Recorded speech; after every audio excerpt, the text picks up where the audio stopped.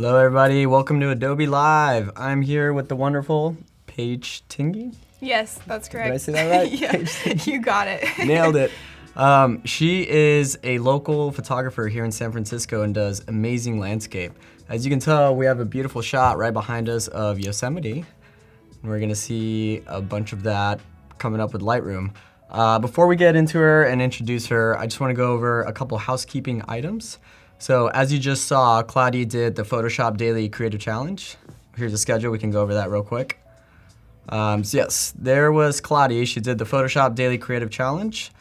We encourage you all to do the challenge and submit on Discord so we can actually go over all your submissions. Right now is photo retouching with Paige and myself.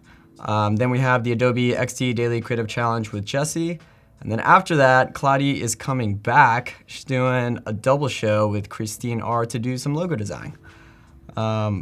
Cool. So if we hop on over to my screen, I just want to plug the Photoshop Daily Creative Challenge. Claudia just did hers. It was about object selection, which was create a fantasy world by combining images with object selection, mass, and blend modes. Her design was pretty sweet. I encourage you all to go ahead and take part in this challenge and submit via Discord over on the current challenge, so Paige and I can give you some pretty sweet feedback. Yes, please submit. Yes. Cool. So, Paige, who are you? What are we doing? What's going on? What's your background? Yeah, well, I am Paige Tingey, as he said, and I have lived in San Francisco for about 3 years, and I moved to San Francisco, picked up a camera, and ever since then, I have been obsessed with landscape photography. He's showing my Instagram page right now, and I actually have a full-time job outside of my photography, but I treat my photography also as a full-time job. So I'm literally doing it almost probably 40 hours a week at least, where I'm traveling quite a bit on my weekends, going to places within California as much as I can get out of the state and go other places. I do that as well. I really focus a lot with light. That's something that I feel like I'm a little bit known for, is like having more of like a glowy look to my photos. So I'm going to show you how I do some of those effects within my Lightroom. I do a little bit with Photoshop, not as much, but I will show you some things that I think come in handy. Little adjustments that we can use Photoshop for that you can't really do in Lightroom. That's a bit. Did you say you do 40 hours of photography on top of your normal job? Pretty much. That is crazy. Yeah. I spend, I get home from work, and then I probably spend at least like 5-ish hours at night doing stuff with photography. It's not always going out and shooting. There's a lot of photography, a lot that goes into photography that's not like out taking pictures. Whether that's me like watching YouTube courses, YouTube University, whether it's me like just editing shots, creating presets, doing like, one-on-one editing sessions with people, and then probably at least like once or twice a month, my weekend is completely like in another state or That's amazing. another She part of California. Practically has 2 jobs. Basically, I yes. think we see a lot of people on Instagram and they have all these amazing photographs and landscape traveling, and you think, oh, this is what they do as a full-time job, but no. This is what you do on the side. This is what I do on the side of your full-time job. Yeah, photography, as many of you know, it's kind of expensive, like being able to afford all the gear. I agree. So it's not always feasible for people to just be a full-time photographer, and some people don't even want to be. Like for me, it's a real true hobby. I do like pull in income from it, but it's like I do it because I love it, not because it's like a job for me. All the time I put into it is because it's my passion. So. That's awesome. These are awesome photos. Thank you. Actually, I haven't even said hi to the chat. Excuse me, guys. Let's say like, hi to hello. everybody. We have Timo Beast, we have Mahadi, we have RB. Hello. We have Mia, we have Riaz, we have Munir. Munir is a good friend of ours. He's been with us in the show for a while. I just want to welcome everybody to the show. I think some of you might know me as the person that usually runs the show, but this is actually the first time that I'm in the hot seat hosting Paige. Couldn't be more excited about hosting her for the first time because we both speak photography. We both have a love for Yosemite. Speaking of Yosemite, yes, I was on this photo for a while, but in case you all don't know, this is Yosemite right here, the iconic Half Dome. I would say it's one of the gems of the United States or California. Oh, I'm very absolutely. biased, but this national park is amazing, and she does a great job shooting this stuff. So. Thank you. Great. So enough with the introduction. Shall we jump right into some Lightroom? Yes, let's do it. All right. Okay, so the first thing I'm going to talk about, I'm just going to go over a little bit about composition, because I think a lot of people don't really understand what the rule of thirds means. And I will preface this with, I have never taken a photography class, and I've never taken a composition class. So these are like the findings that I've found are my preferences, and so there's no rule that this is correct. This is just what I personally like. So I took some images. This is in LA. I took a bunch of images, and going through it afterwards, it's like, okay, how do I actually choose which one I want to edit? So I have these 3 images that I'm looking at right here. When I was first looking at them, I actually, if you think of the rule of thirds, if I pull up a grid here, this one actually follows sort of some rule of thirds stuff. Like you have this down in this block down here. It has a nice, when you think of weighting an image, there's weight down in the left-hand corner, and then that kind of balances out with the weight in the right-hand corner. And then you have this bridge that's kind of going across and going into the center. All of this stuff is it's good, but for me it still didn't look quite right. And so going over, I was like, okay, let's try some landscape shots. There was still some things that I didn't feel lined up super well. And I did actually settle on this image. I'm gonna have to crop it a little bit in, but all in all, again, thinking about weight, I have this up in the right-hand corner here, which is offsetting this stuff down in the left-hand corner. Everything is kind of drawing me into the center of the image. So I have this tree, this line that you can see coming from the top to the top right to the center of the image. This bridge is leading us to the center of the image. These canoes are leading to the center, and then actually when I start messing around with the sky, you'll see that even the clouds have this sort of line that leads to the center. So I feel like this image, all in all, has a balance around the whole grid, pulling us into the center. And so with this image, that's why I've decided to actually to do that. And I will have to crop it in, like I said, to be closer to about right here, but I like to crop last. So let's go ahead and jump in. Nice. Yeah, that's a good point. Usually in photography, it's pretty arbitrary what we as people think is a good image, but there are certain principles and guidelines that are in place to kind of help you get a good starting point with image. And one of those things are where converging objects are kind of leading the eye to, right? Absolutely. And that's things that you highlighted here, is we have the clouds kind of going down into the center focal point there. You have the canoes that are kind of going into that center area, so yes. Yes, composition is so important, and I can't tell you how many times I've gone out and taken a photo, and and I get home and I'm like, oh my gosh, why did I not step one step to my left? It would have been so much better. Well, that's why we take 1 million photos of one thing, right? Exactly. If you've ever been out on the field, I mean, you shoot, say you have this epic sunset or alpenglow on El Capitan, right? You're not gonna take one shot. Yeah, you're gonna you're take just 500 shots. And the sad truth to our profession is we'll take 500 shots and maybe 2 of those shots are what makes it. So then we just have to keep buying hard drives and making this more expensive for us. But that's the beauty of photography, and right? I have a hard time deleting them. It's so sad. I know. It's why am I holding on to these? They're all the same. That's very true. You're getting rid of your kids every time you nix one of them. Sorry. It's so true. So which is actually why I really respect people who do film photography, who have they put so much effort into taking just that one perfect image, and then they go and have to develop it. Yeah, I mean that's almost that the is whole... so I respect that a lot, because I couldn't I feel like I do kind of have to take a lot of options for myself, and then once I see it on a screen, for some reason I can move things around a little bit better. In person, sometimes I have a hard time. So the more that you do it, though, the more you'll start learning what things are going to create nice leading lines for you. One thing to think about with composition as well is think about letters, S curves, C curves. Even this image right here, you can see has a C right here. There's even a zigzag, boom, boom type of, you start thinking of all these different angles and lines and how things line up, and it creates a lot more interest to the photo. So again, I actually chose this photo because this is kind of it was a complex situation to shoot in. There was a lot going on. There was a lot of things that I could place in different areas of the image, and so it was kind of tough, and so that's one of the reasons why I wanted to show this edit. So. Yeah, another one that I want to plug real quick too in terms of composition is something called the golden ratio. So if we hop on over to my screen, we're talking about all these different ways that you can kind of center a subject to see where the eye goes.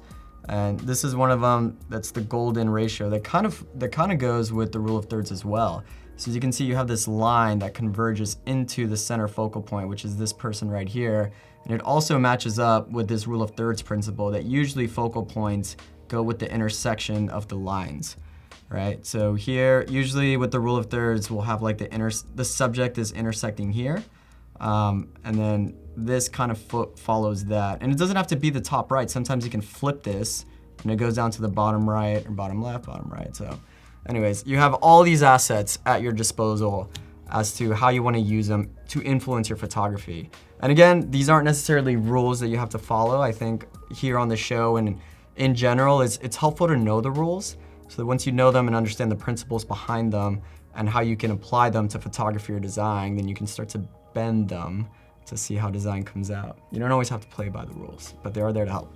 Absolutely, yeah. I always think like, there's so many times when I think, oh, like I should put the focal point on one of the rule of thirds lines, but it doesn't, for some reason it won't look right for some images. So yeah, definitely know what the like suggested rules are, but then also like let yourself break rules if you think for whatever reason for that image, maybe there's something else going on that makes you want to break that rule and it will look better. So. Right, and going back to just traditional photography, Mia brings up a good point. Ansel Adams, which I'm sure you know, is the father behind film landscape photography.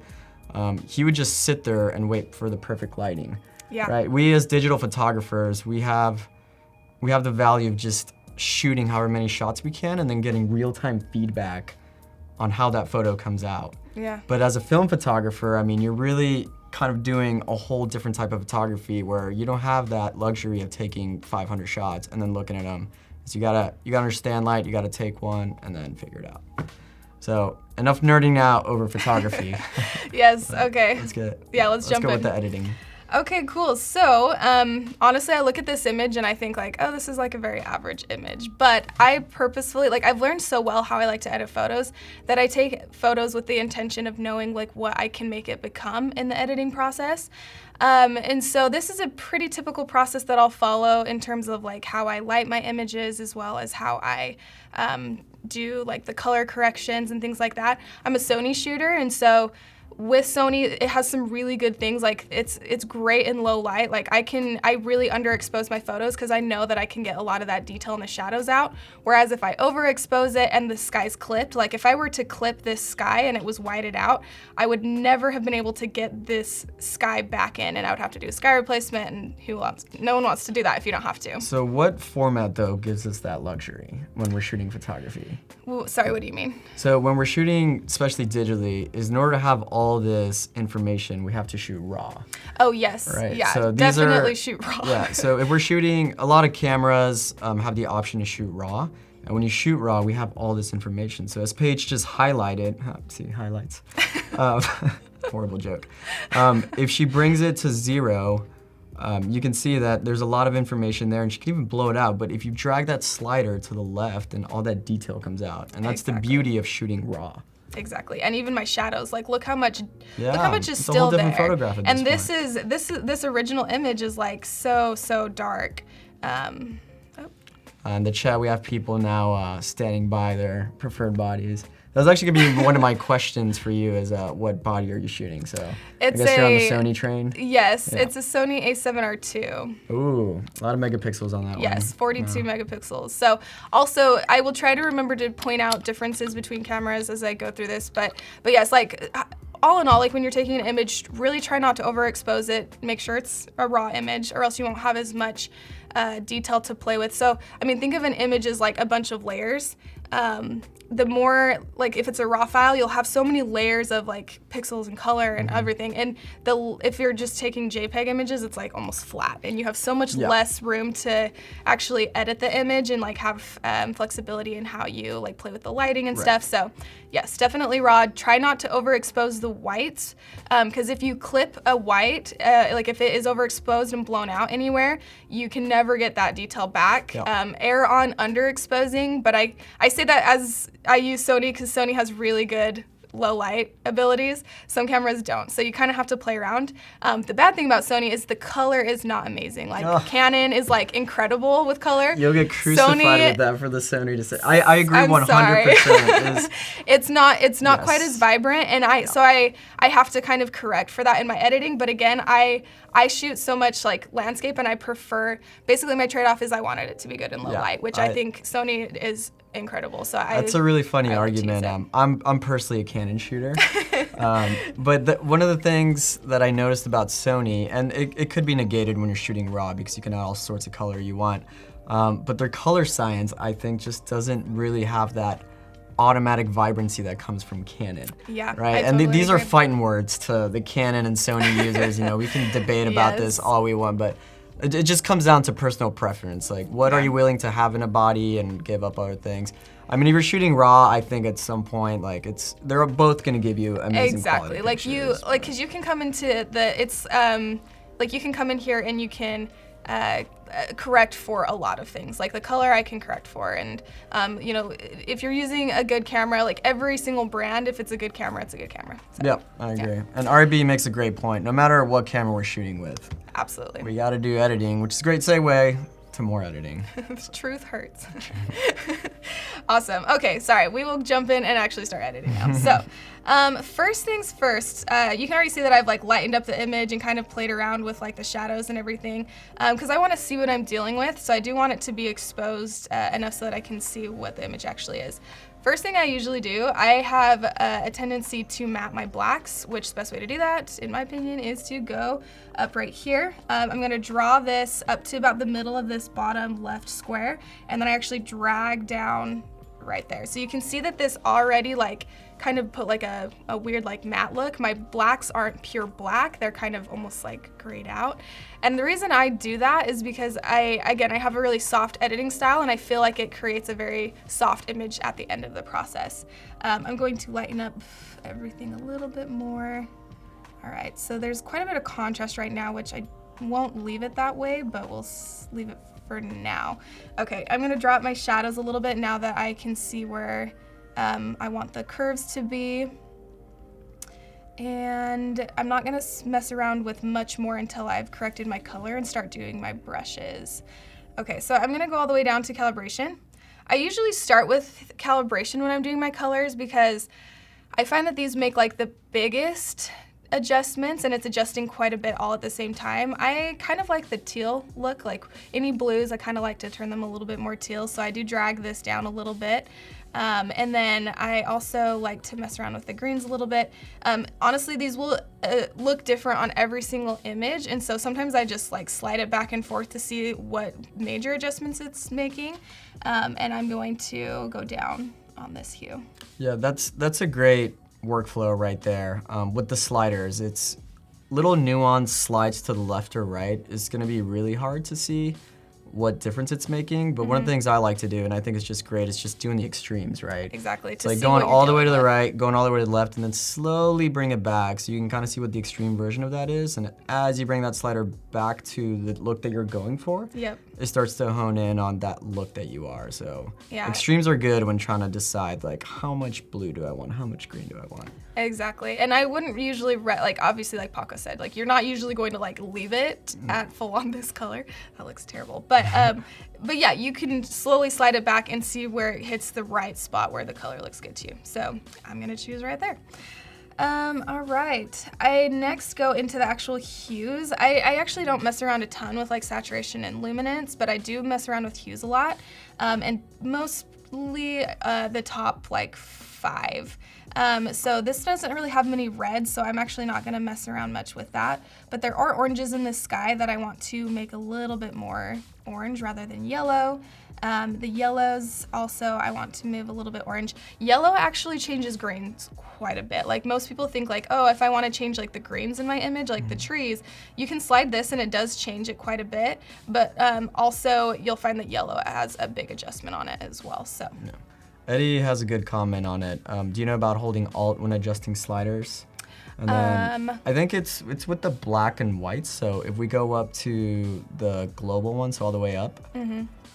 So if you hold Alt and then what is it on a Mac? It's Oh, I'm sorry. I think it's option. Oh, it is. You're right. Yeah, Okay. yeah. So if you hold that button and then you drag the whites slider left or right. Yeah, see, so Oh, you can see what it's adjusting. Oh, cool. Okay. It's kind of a good way to see how much data you're messing with and how much it's not hitting. So Got again, it. Okay. many ways to do these things, but that's a good way to kind of see what it's adjusting. And along with the histogram Yes, as thank you, well. Eddie. Yeah. Awesome. Cool. Okay. Great. Let's see. Other than that, so I'm a declarity person. Declarity. You either like I won't it or say you that don't. you shouldn't put clarity up, but I just don't like I think it I have some images that I do. Actually, Yeah. one of the images that we'll edit today, I actually use it. So.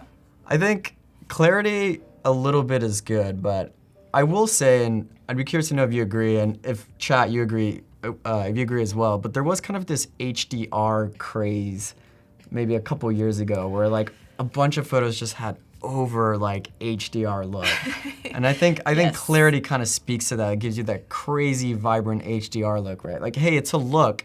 I'm not saying it's the right look, but Yeah. it was visually appealing, and I think clarity does a little bit of that, Mm-hmm. but it's all personal and it's all arbitrary. I personally don't like too much clarity. Yeah. You know, I like same. a little bit, if not maybe tone it down a little bit. It just it brings like a harshness to the image that I feel like looks disingenuous. I can tell Howard is a big clarity. I actually saw a comment Team that clarity. I Yeah. love it. And like I said, you either love it or you don't. There's Like no- some people like do it really well, and I will say again, there are some images that Right. it definitely helps. There's Like there's bring no out right or some- wrong way to do this. It's just personal taste. Exactly. So what I was doing right there, just on these bottom sliders right here. So for texture, so a lot of people ask me like, how do you get your images to be so glowy, but also keep it really detailed? And it's because I do like opposite things. Like I'll like drop the clarity and I'll dehaze the image to kind of give it like a filmy look, and then I'll actually like drop the texture or I'll sharpen the image. And so I do stuff like that quite a bit, and you wouldn't necessarily know that it was like a lot of people think like, why you're doing that, that's counterintuitive, but it actually does like create like a glowy look while keeping it sharp. Yeah, So good I'll point. do that. I'll do like a declarity, I'll bring it down, and then I'll dehaze it a little bit, and then I'll actually drop the texture to make Cool. sure that I'm not losing a lot of detail. I'm gonna plug Chat and Win real quick. Yes.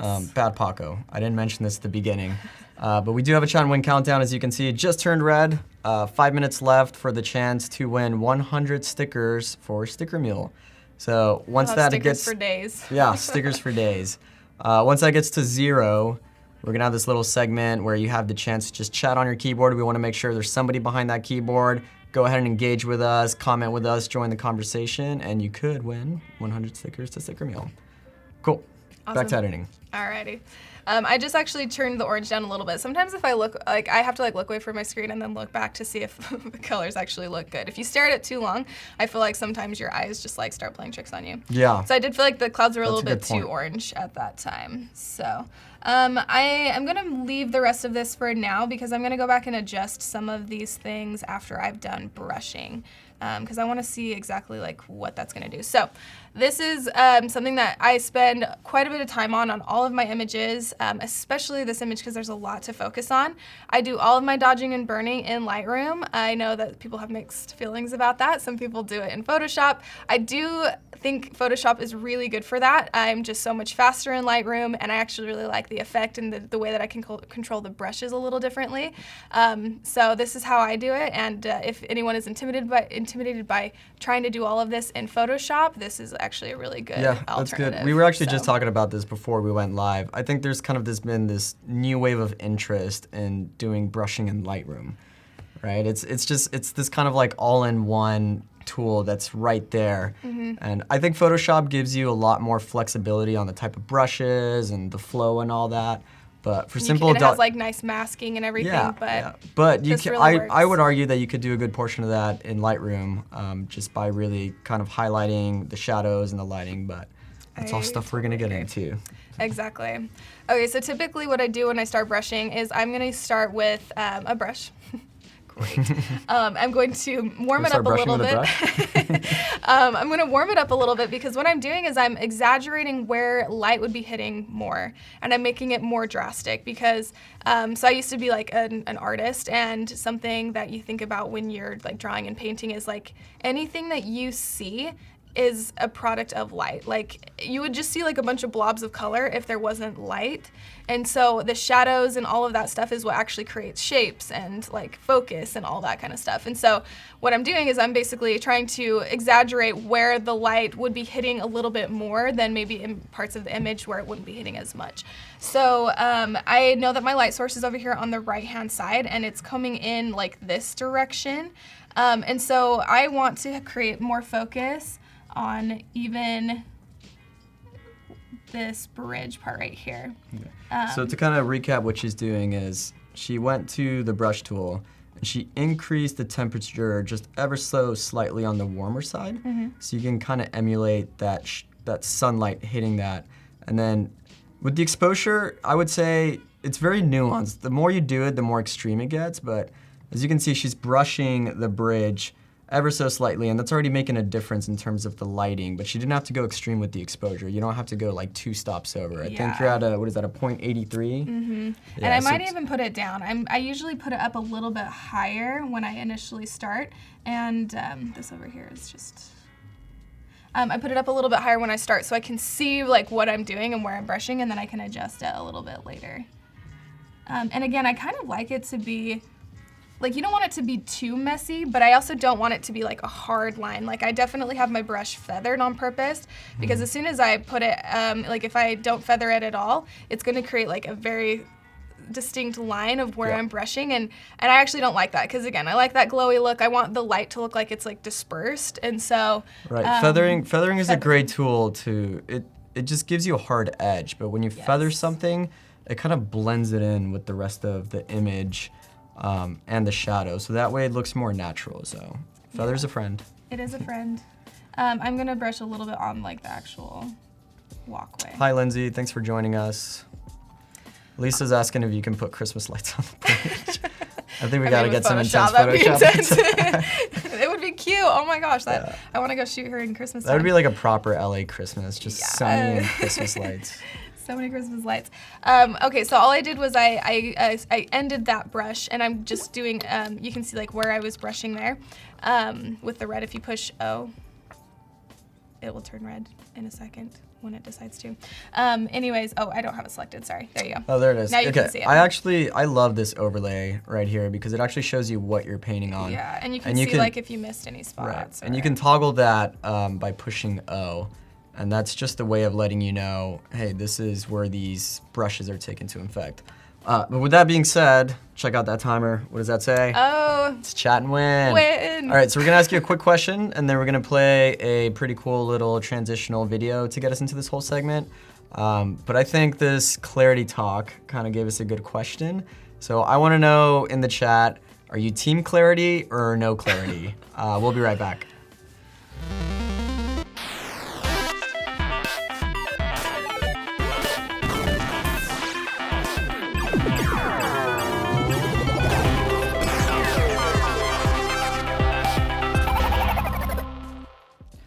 All right, we are back from Chat and Win.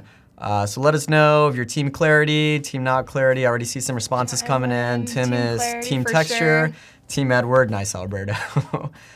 Team Clarity for sure. Hi, Valentas, I hope I'm saying that. Hello. Eddie. Bradwin, yes, everybody keep chatting. Joel. No Clarity. I think it's kind of even right now. Yeah, people like I'm it. seeing a lot of Yeah, like I said, no right or wrong way. It's you either not. like it or you don't. You know, could add a little bit of clarity. Never. Clarity, no clarity, no clarity. Clarity, no clarity. Team Clarity. I love the team thing. Cool, we have a winner. Check out that name. You want to read it? Corey Copinger. Corey, I just kind of like. Coppinger? Hey, sure, read that. I'm sorry. Yeah.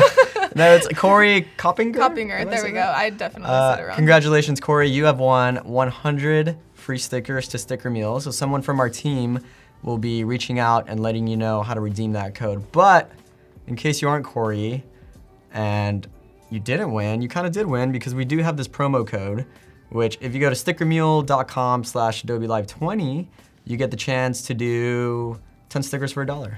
So you can make your own design. You know, you can make a sticker that says clarity or no clarity. Anyways, all right, cool. Back at it. All right, good stuff. Okay, so I'm gonna end this brush because I I have found if you use the same brush on like so many parts of the image, later on you'll regret it a little bit, because if you need to adjust something and you only want to adjust the light that you put on the bridge and you put that light in other places too, you'll kind of, run into a sticky situation. So one thing I love doing, and I just kind of want to show people how far we've gone with the little adjustments we've made, is hitting that backslash button to kind of show the before and after. So you can hit. Before when I tried it, it wasn't working. I don't know if it's because maybe you have. There it was. It was thinking. Yeah. The beach ball. The dreaded beach. Well, anyways, it's I a cool like, it's a cool key to kind of show you. It's like, oh, this is where we started. This is where we can do this too. Yeah, there we go. Okay, so that's where we started. And just these adjustments that we made within the last like 25 minutes. Look how far this photograph has come, and we're not even close to done. So. Exactly. Yeah. So as you can see, I'm doing a very similar brush on the canoes as well, because I want it to look like the light's hitting that. This is great. I'm already kind of seeing like a subtle glow effect that I think is very prevalent in the photos that you have. Yep, definitely. And it's all with this brush tool, so it's looking pretty sweet. I'm gonna brush these just a tiny bit. Okay, perfect. And let's see, I'm gonna recreate another brush. And I'm even gonna go along like this walkway right here and these bushes. Again, like, sometimes where I brush isn't actually in real life where the light was hitting the most, but I want it to appear that way. So you can kind of, fake your image out a little bit. Okay, I'm gonna brush the right side of this tree. So are you using the same brush here, or did you kind of adjust some sliders to make it a new brush? No, it's all the same, but I will, oh goodness, sorry everyone. This is like very sensitive for some reason right now. It's the same settings on the brush, but I created new brushes in case I want to go back and be like, oh, I made the bridge too bright. Right. If you feel like something spilled over and it's too light, like I can see like a weird glow on the right-hand side of this tree, which I don't like. Yeah. You can go to this erase tab right there, and you can go right along the edge and make sure that you don't like overspill in some areas where it's gonna make it look like real fake. Awesome. Lisa Bach. To answer your question, we were toggling between the original photograph and the adjustments we've made using a hotkey that's the backslash key. Yes, it will go back and show you what your and I personally love using that because it just kind of shows you where you started and where you are, and it's almost kind of like this motivation. You're like, yes, we're making something cool. This is where we started, and here we are right now. Exactly. Mm-hmm. I'm gonna even brush on like the leaves in this tree on the right-hand side only, because that's where the light's most likely hitting. And good. All right. I even end up going on this house a little bit, mostly on the right-hand side. I love it. And see, all these little brushing adjustments make such a difference in the photo. It really does. Again, most people think that I do all of this in Photoshop, but you don't have to. Yeah. And then people are really intimidated. They think like, oh, I have to like learn Photoshop and it's so hard. And it is hard, but you definitely can do quite a bit without it. Okay. When you get the chance, Paige, I want to show people all the differences that I made with brushing. So if you scroll down on this slider bar, and if you hit that little switch, so if you turn that off, what that little switch is doing is it's toggling off the brushes, right? So as you can tell, check it out. This was before brushing, and now when we turn it on, that's with brushing. So you're really drawing the eye to the focal point and the subjects of this photo. So yeah, it's dodging a and world burning. Of difference. Dodging and burning. It's great. There we go. All right, so I do feel like the bridge is a little bit too glowy. So I'd love to know in the chat, what do you guys think about dodging and burning? Is it something that you all usually do with your photos? Is this something you use in Lightroom? Is it something you use in Photoshop? Now that you've seen, this is a cool tool I've never heard of. What is the photograph? The photograph. Now that you've seen Paige use it, is it something you're going to implement in your workflow? Yes, and is it Lessa? Sorry, I can't see very good. Yes, I'm basically creating a brush that is mimicking light. Yeah. So upping exposure, drawing down like making it a little bit warmer because light is typically warm, things like that. Let's show her, let's cover over that brush tool, yeah. So you can it's see. it's the top right, the little brush thing, yeah. So that's the tool she's using. That's the brush tool in Lightroom. And then from there, she's using the brushes to kind of highlight things and messing with the sliders to kind of give that brush a custom look. Yep. So right now she's working with a 0.83 exposure. She brought down the, is that dehaze and clarity? Yes, yeah. dehaze and clarity. Yeah, so I do something similar to this. I honestly, every image I do it a little bit differently depending on what I'm brushing, but typically it's up on exposure, up on highlights, down on clarity, down on dehaze, and then the amounts that I go down and stuff like that will change depending on the overall image, like I said. Cool. Okay, so that looks a little bit more realistic. At first I felt like the bridge was a little bit too glowy, so. Hey, John is in the chat. Welcome, John. John, I think, has been probably our most OG fan. Really? Yeah, he has been watching He's here Adobe from day Live one. before I even joined the team. I mean, we're talking, I don't know, 2015 or something. That's so, awesome. Thanks for joining us, John. We always love having you in the chat. Let's see. Okay. So I'm gonna do the opposite now. So now I'm gonna be doing like the burning. I'm just going to basically be adding like more shadows in. I usually go down on exposure and then also down on shadows a little bit. So I'm going to just exaggerate like some of these dark areas in the image, this whole line right here. I'll even get as specific as like putting it like in these shadows right here on this house. And on like the left side of the house where the light wouldn't really be hitting as strong. You can also change like the flow of your brush, which I think is important as well. Like if you are using a brush and like one place you want it really drastic, you can put up the flow all the way to 100%. If you want it to just be like a very light version of that brush, you can put it down. I usually have my flow pretty low. I don't know why. I just have it low, and then I can put it up if I want. And then let's see, I'm gonna go into these shadows where the tree is, right down here on this side opposite of the light. Tim, you're up there with John as well. Don't worry. Don't feel left out. Yeah, Tim feels a little left out. They see you. Okay. There's some nastiness in the water right here. Some nastiness. I'm just No, gonna, like, kind let's of get rid of the darken it so you nastiness. can't see it as well.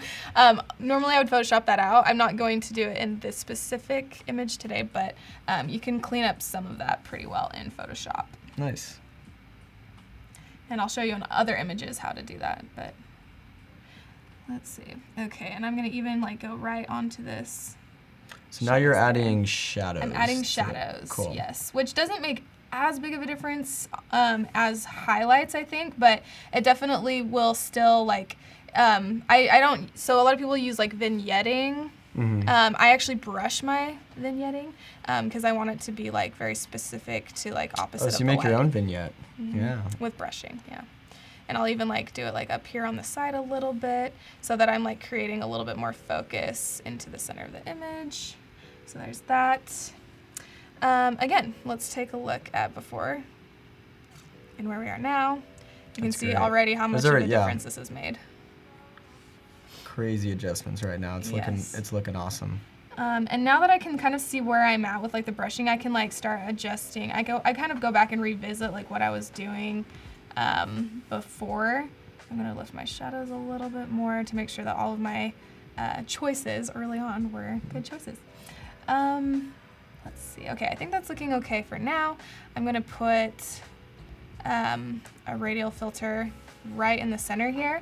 I'm gonna invert it though with this little check mark. It's so funny with the gradial filter. I feel like the default, like everybody I know always inverts it, right? It's because I feel like a lot of people with Lightroom, we want the changes to be done inside the circle. So I think a default. Outside. Matt with Jesus Ramirez last week had a really great insight on. I think you can make that not the default, but he touched up on that. Yeah, I believe you can switch it. Yeah. If you want. It's not a huge deal to have to invert it though. Let's make this photo a little bigger so our audience can do it. We could just hit fit, and that way we're working. Yeah, a little bit bigger. Thank you. Great. Let's see. Okay, and I'm going to, so this, I'm putting like a little circle brush here in the center, just because again, like everything's kind of drawing my focus into the middle of the image and I want it to be a little bit lighter. Yeah, I hear you, Howard. What Howard say? Yeah, he's like, I always invert the darn Yes. thing. Yep, it happens. And then I usually do feather it as well more because it's like, if you go here, obviously it's like a hard line. If you go up more to the right, it feathers it more. Feather's I never your friend. want to be able to see like the line of what I did. So I try to make everything as like gradual as possible with this. So, all right. I'm gonna try to, let's do a crop now that we've kind of seen a little bit more of what's going on with the image. I am gonna pull this in here so that it's more centered. Like I want, again, like we talked about like the rule of thirds things, which technically means like put everything, like put your main focus points on like one of these 4 points in the image. Yeah. But the again, rules are meant to be broken. right, and like, but for this image, like the way I'm looking at it is more like actually this space here inside all of these like boxes. Again, it's still like you're still using like the rule of thirds grid, And it's still but you're in that using it differently. intersection point. That's a big focal point right there. Yeah, this line here, this line here, like all of this stuff is like you're trying to create like a very well thought through composition. So anyway, I'm gonna crop that in a little bit. I think we need to straighten out the image a little bit as well. Okay, that looks a little bit better. All right, and you can see that I had something on my lens. When I was like picking photos to show you guys today, I was like, there was so many times that I was like, wow, I really need to make sure my lenses are cleaned. I always have like a little piece of dust or something. So what I'm doing right now is I'm just using a heel brush, which is the second one up here. I'm gonna change it to heel. And then basically you just click on it and it will find an area of the image that it will help like heal that piece with. This is Adobe Sensei at its prime right there. Is all she had to do was just click on where we want that area to be healed, and then Adobe Sensei literally just found some place that thinks, hey, this pretty much looks like a great replacement for that. And now you will never even notice that there was a dust back there. Yeah, it's like very seamless, very seamless. And you can do all that stuff again in Photoshop, but Lightroom has like very, very useful little tools that so that you don't have to spend the time moving over to Photoshop if you don't want to. There are more complex things that I definitely recommend Photoshop for though. Nice. Okay, so I'm also going to add one more filter here. As you can see, I'm like a huge filter brushing fan. This filter is the graduated filter, I believe. I think it might be the radial. No, the radial one's the circle one, I thought. Yes. Someone in the chat might know. Tim will know. Tim is like the what encyclopedia is this one called? I think of Adobe. It's like either graduate. I think it it's is the graduated. You are correct. Yes. Got me.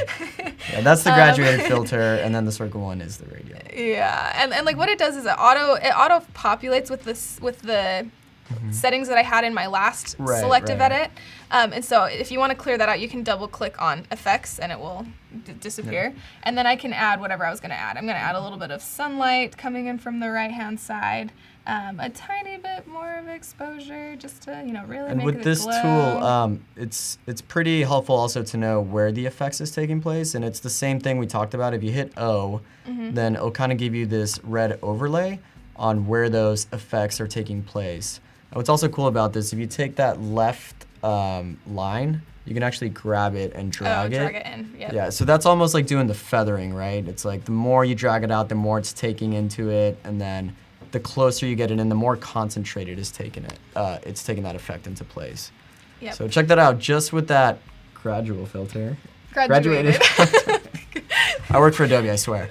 Just by using that, it's added a great light source right there. Now it really looks like the light source in the sun is coming from there. So. Yep, and you can That's even awesome. Go down a little bit on the shadows on the side if you wanted to. Like, I always think of think opposites, right? Like one thing that you do here, you might need to do the opposite there. So like I add light, I add shadows. I add light coming in from That's the a right, great I add a point. shadow on the left. Like That's great you should advice. think about, and it's not because like naturally right here on the image it was so dark. It's more about leading your viewer's eye to the right part of the image. I don't really want them to be looking down here.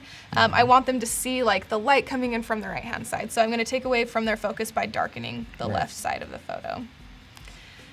So yeah, there's that.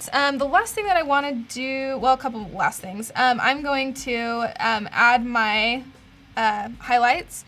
So typically highlights are going to be a little bit more orange. This image, I already added a lot of highlights, so I'm only going to do like a tiny bit. And then shadows, I tend to do like blues and purples and things like that. On this image, I'm going to do a little bit of blue. So it doesn't make like a huge difference, but you can see it did like change the tones. And then also this water was very green and murky and kind of gross looking. So you can see that down here, it looks like kind of green tinted.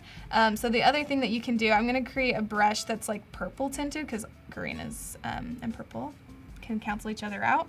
And I'm going to draw on the house so it doesn't look as green. So you can see like how it kind of makes it look less tinted. I don't know if you guys can notice that, but. All right, cool. So the next steps with this image would be basically to go into Photoshop and clean stuff up. I'm trying to decide if we want to do that or if we want to just go on to the next image. Let's go on to maybe the next image, and then if we have time. Let's hop on another one in Lightroom. Okay. And then if we have some time, we can kind of introduce some Photoshop magic into this. Yes, and we'll do Photoshop on one of the other images too, like I said. So we'll get to it, but oopsies.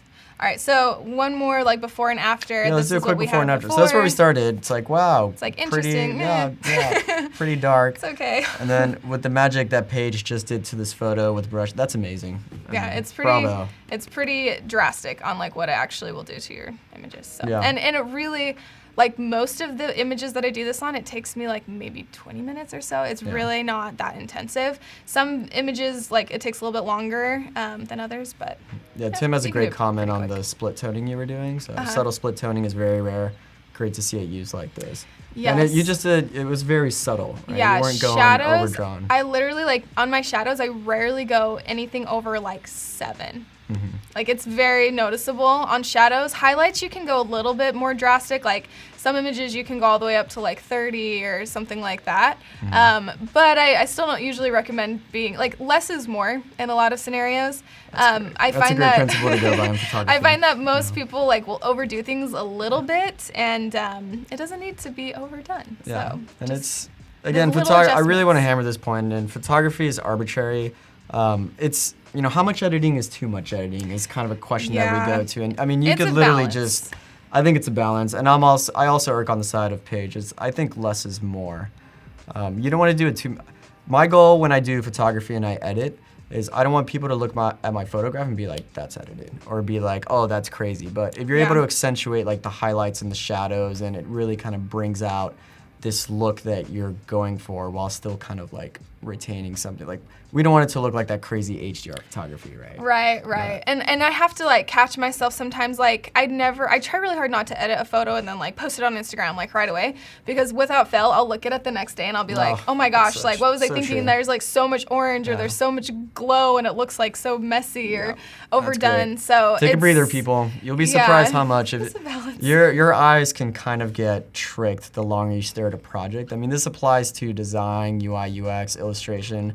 The more you stare at something, especially if you've been hammering it out for 8 or 9 hours, you gotta take a breather sometime and come back to it, because I promise you'll be like, whoa, what's going on here? Why was I going this way? Yes. Shanika just joined us from Sri Lanka. Welcome to the chat. Thank you for joining us. Carrie says, Paige, nicely done. Thank you. Thank you, Carrie. Howard is commenting on the magicness that you just pulled. Thank you. Yeah. Awesome. Hopefully it's helpful. I hope that this gives you some ideas of how to like edit your photos a little differently. And then just to plug Paige's Instagram again, because Alberto is asking, is if we switch to my screen, you can find her at, there we go, Paige Tingey, literally her name. Yes. Right? She's got all sorts of cool images, and you can kind of see her signature dodging and burning look over here, along with a bunch of other cool things. So great. Yes, thank you. Back to Paige. All right, so okay. Hey Jack, welcome. I am like known for taking pictures of water and like waterfalls because it's like my absolute favorite thing to take pictures of. So I thought, I would edit a waterfall shot for you guys. Why not? All right, so we have So I just edited something from scratch, like no presets or anything. I also do have presets, and I try to use them as often as possible. And so this image was super underexposed. I will admit this one is too underexposed. I have like a couple that I'll show you that I'm like, okay, that was a little dark. Is this straight from the camera? Or did you this is straight.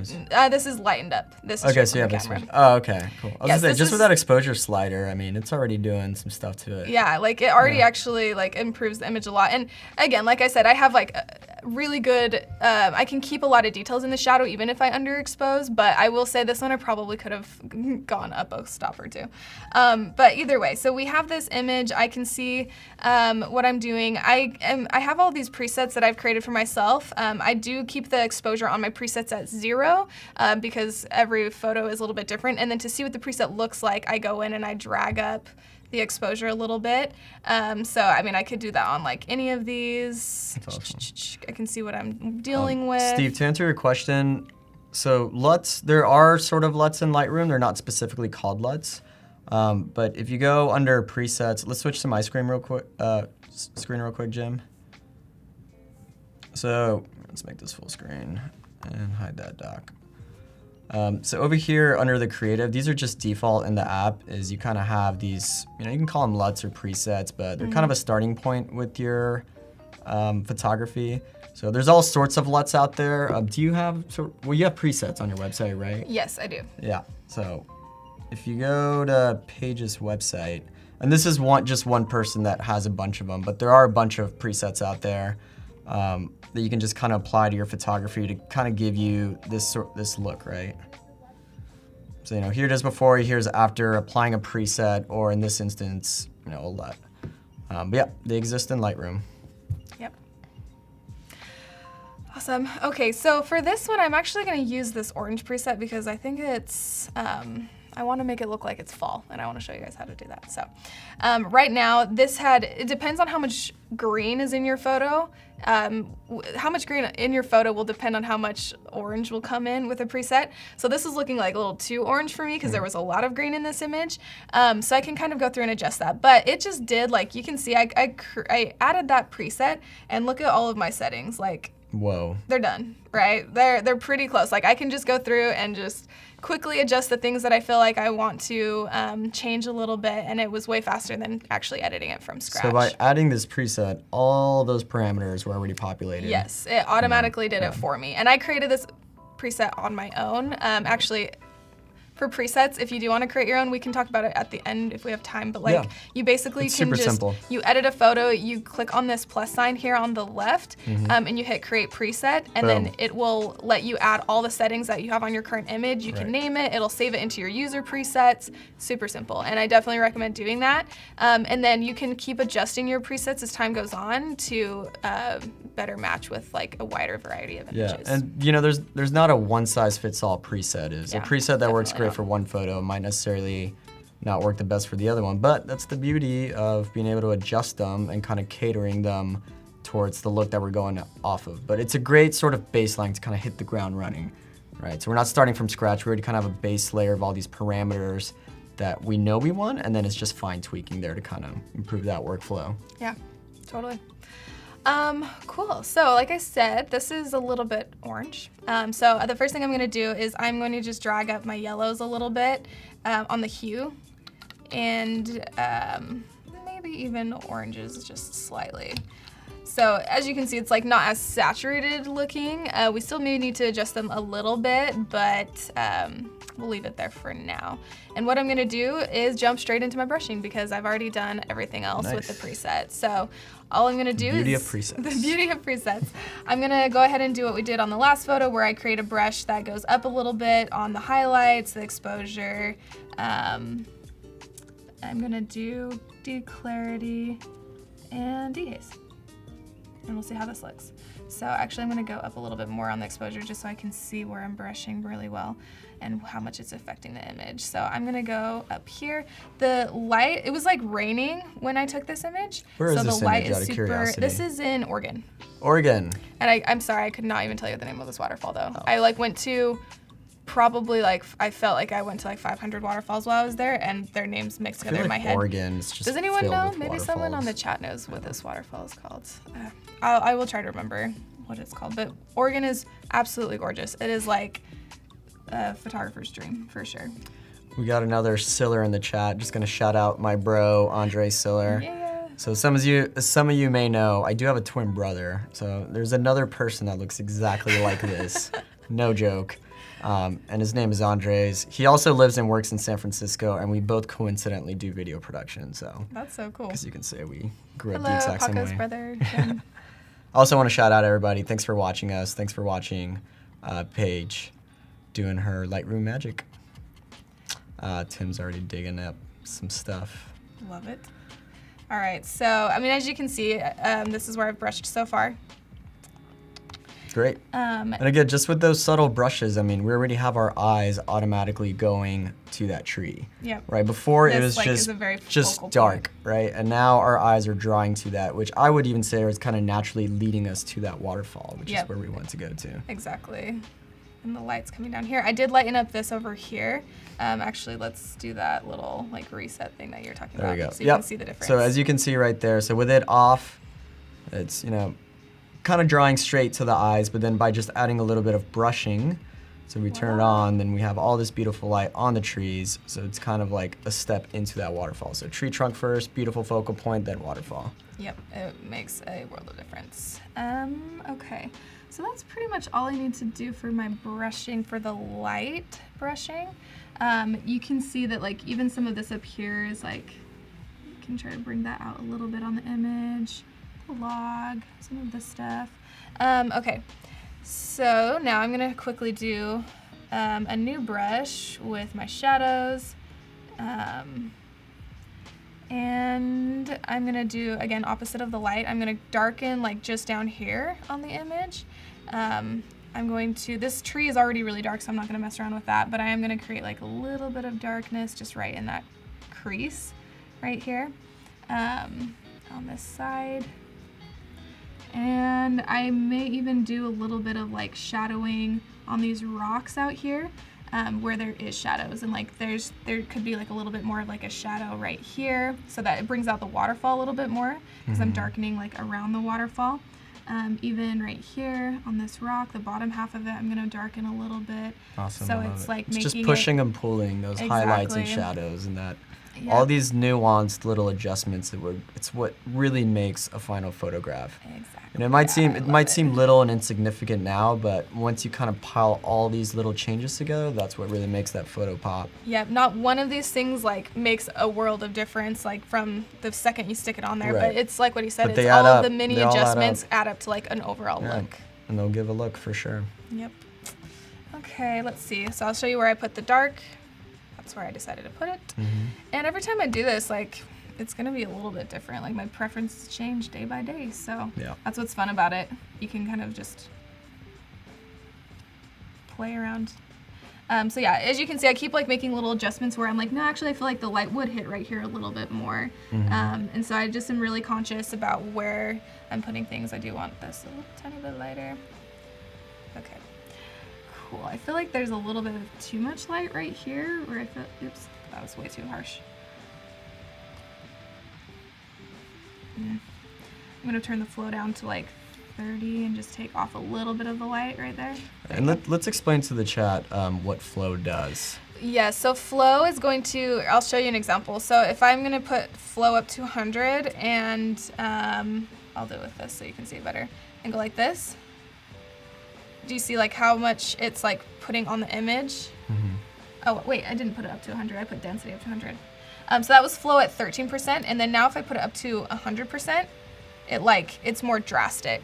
It's the same brush and the same settings, it's just how much of, like, it's like the opacity of it. Right, it's like, I think Paul Tranny usually says this, but it's the brushing leading up to 100% opacity, right? So if you're working with a low flow, then you got to do like 7 swipes to get what like one stroke of 100 flow would do.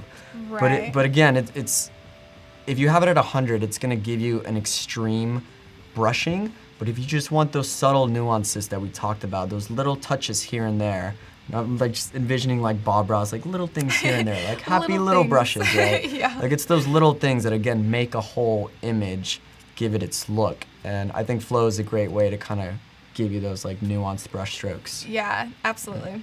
As I mentioned, it was raining, and you can tell because there's like water on my lens. There's always something on my lens. That's just like story of my life. Okay. And so one thing that I can do for something like that, you can tell it looks like hazy. It does. I thought it was haze. I wouldn't have told that was water. It was water, unfortunately. It would be cool if it was haze. But yeah, no, it's water. And so like there's even like cool adjustments that you can think of. So when you're editing, think of like, okay, if you're trying to get rid of something, what's the opposite? Like, what's the opposite color? What's the opposite effect? And so with this, I can see it looks hazy. So obviously to get rid of it, I can select a brush and use dehaze, but put it up, right? So I'm going to dehaze just this little spot, and you can see like how quickly it like that's amazing disappears. It's a little too strong, so I'll adjust it in a second. But even right here was like a little bit. You went from haze to dehaze. Yep. And there's literally a tool for that. And that's so awesome. I'm gonna just put it right to the, I only need like a tiny bit of it. Oh, oops, there's like all sorts of other brushing happening. Be careful, when you open up a brush, it will, like I said, carry over the previous settings. So make sure you get rid of them if you need to. So there we go. Corey, flow does accumulate building on top of each other. So like I said, if you have say a flow stroke of 15, then the more you brush on top of it, the more it's gonna work up to 100. Yep. So it's great. It's a great tool for not using 100 and just getting an extreme brush stroke on one thing. You can kind of just feather it up a little bit. We have Gus Man in the chat. So Gus is Adobe Live. Oh. Yeah. Hi, Gus. So hi, Gus. Yep. Great. Awesome. Okay. Mohammed, thanks for joining us. Hello, my friend. Hello. Steve. There's all sorts of people on. Okay, I'm gonna do a radial filter really quick, and I'm gonna show you masking on a filter. This comes in super handy if you want to do like a selective edit, but be really selective with it. I'll explain. Hold on. It's hard to explain. So I'm gonna create my filter up here on the right hand side because that's where my light source is coming from. Cool. And I'm gonna warm it up, and I'm gonna invert it because I want it to be there. So I'm warming it up. I don't really need to drop the exposure too much, but I will a little bit.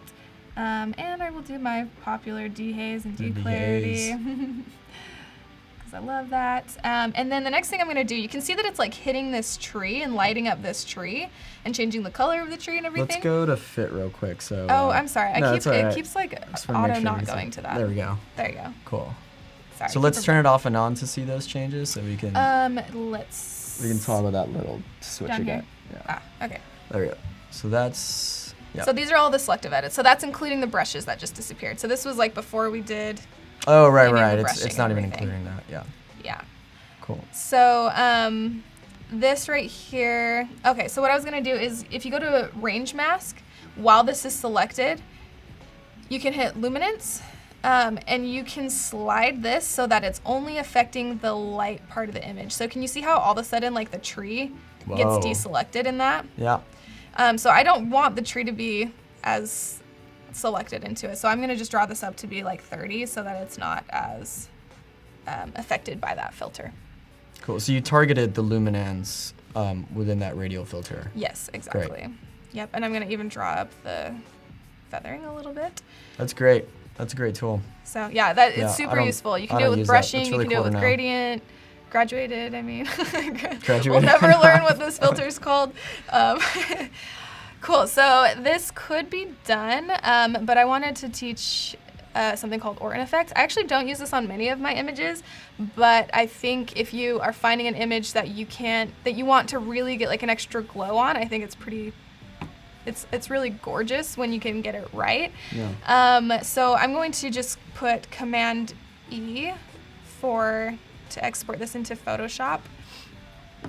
And we will wait for it Photoshop. Yeah, it has to read the file because I'm using a 42 megapixel camera, which is a huge file, so we have to give it a second to read that file. So while we're doing that, just kidding. Oh, Jumped that was into pretty it. fast. Yeah. Okay. Awesome. What you got on here? An All right. i9? That's so fast. I know, it's so quick. Oh no. We were geeking out about the specs that we have in our laptops. Yeah. Okay. Nice. I'm going to get this. Okay.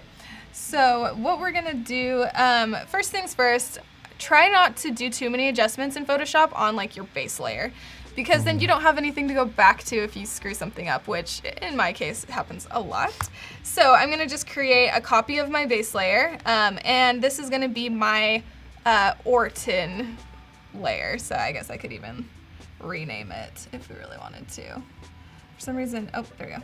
There we go. Come on. Orton. That's how you spell it, by the way, if you want to look it up. There's like tons, there's probably 50 different ways to do this. This is the way that I like to do it. So first thing I'm going to do, I'm going to go to Filter, and I'm going to go to Blur, and I'm going to select Gaussian Blur. Nice.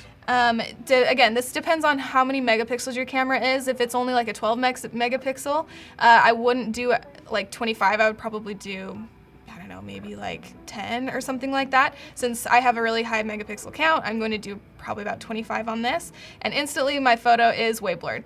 Don't worry, I'm not gonna leave it this way, but this is like what it should look like-ish.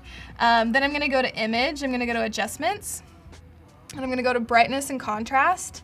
I'm gonna really, actually I'm gonna go up just a little bit on my brightness, and then I'm really gonna draw up the contrast quite a bit, so that we're looking at right around there. Okay, so now I have this like really fuzzy, weird looking thing.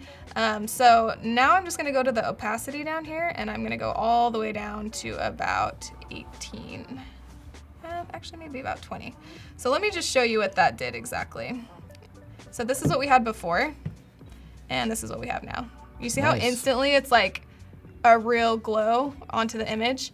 But what this does do sometimes is if you start like zooming in, sometimes it kind of takes away some of the sharpness of the image.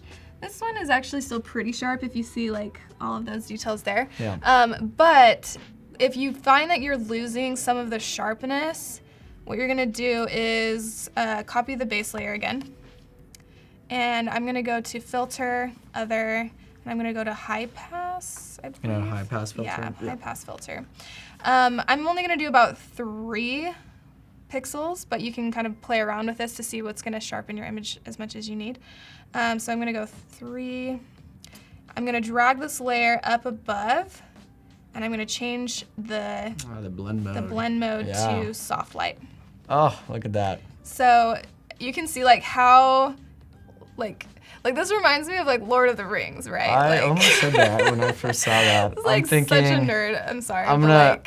It's like I just got to Riverdale, right? Rivendell. So when I didn't know how much of a geek you were gonna think when I first saw this photo, but I was obsessed with Lord of the Rings growing up, and that reminded me of the bridge that Arwen and Aragorn are on in the Fellowship of the Ring. Yeah, very specific reference, but I watched those movies way too many times, and that's exactly what I thought. Especially with the orange hue sunlight you have, you know. 'Cause when we see the movies, Rivendell's always in like this amazing sunset vibe, and I got that vibe from that, so I love that. Where is Boromir? Oh. Boromir, R.I.P. He should just ride his horse across the front of my image. Boromir was my twin brother's. Him in right here. Yeah, Boromir was my twin brother's obsession. He had like everything Boromir related. That's so funny. Cool. This Watch is out, orcs. Yeah, the Uruk-hai. Yeah, Uruk-hai. This is where they have the Battle of Amon Hen. I just stopped myself Everyone right there. who doesn't like Lord of the Rings. Yeah, is they're like, like, what are you talking about, you weirdo? This is looking great. Let's turn off both those layers so we can just kind of see. So just by taking it into Photoshop. Zoom out so we can see the whole photo. Oh, okay, sorry. I was going in so you can see the detail. Oh, the detail. Yeah. We can show both. Let me show the sharpness really quick. So this is nothing. This is our original image. The Orton effect, you can see it blurred everything slightly. Yeah. So then I added the high pass filter, and boom. Look at that. It goes right back into focus. Yeah. And it still keeps that Orton filter. Yes, it still looks glowy. So going back out. Boom, boom. All right, so. This is great. There is a lot of sharpness in this photo, but I think just adding those 2 filters kind of gives it this like cohesive, like kind of dreamy look. Yep. Which, yeah, it really does give it another layer to the photograph, and I think it's looking great. Yep. And to get it back into Lightroom, if you need to go back to do anything, you just hit Control-Save or and you're Command-Save, sorry. Okay, and it's gonna bring it in as a TIFF. Where is my Lightroom? There it is. Okay. Yeah. Yes, it does turn it into a TIFF, which is a different format than RAW. So I tend to want, like, if I recommend anything, I would recommend doing your color correction and like shadow and lighting corrections in Lightroom if you can, because as soon as you put it over into Photoshop, it does change into a TIFF file. But you can also use Camera Raw in Photoshop. You can. Which, if you prefer that, that works too. So I like having, I use Lightroom to organize like my life and my photos. So I do like to keep a lot of my edits in Lightroom if I can. So even if I put something into Photoshop, I still save it back into Lightroom so that I can organize it and keep it saved in my hard drives and all that good stuff. Yeah. So and TIFF is great. It is a lossless codec, so it'll retain a lot of the information, so it's not really compressing it. I will say though, as Paige said, most of the edits should be done in Lightroom beforehand, because when you bring it back from Photoshop to Lightroom as a TIFF, you can still do some edits and kind of retain some of that rawness, but not as much as beforehand. So I would say try and do the bulk of the editing before you convert it to a TIFF, and you definitely do have some leeway with TIFF, but not as much as if you were to go before you converted it to that. Yeah, exactly. And Right on. and I have made the mistake where I like tried to do like a compositional thing first and then put it back into Lightroom, and it just takes color a little differently. It still does. has a lot of manipulation you can do. It just looks a little different. Yeah, So. it does change the color ever so slightly.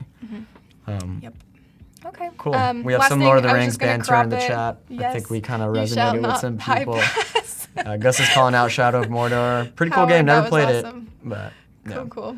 Great. All right. Last thing I was gonna do is just crop it in a little bit, just because I feel like I wanted the I just wanted the waterfall to be centered in the middle, easy enough. Actually, one thing when I was setting up this picture compositionally, the reason I kind of chose to be right here was because I was looking at all the lines in the image, right? Like I did want this to be kind of in one of the main focuses of the image. I wanted to have like, so you can see that this waterfall has like kind of a curve that goes down this way. And I tried to match that with the curve of this tree. Oh, check that out. So you can see how it kind of like has that little curve that matches up. So Yeah, this is compositionally, that's why I did it. This is grade A composition right here.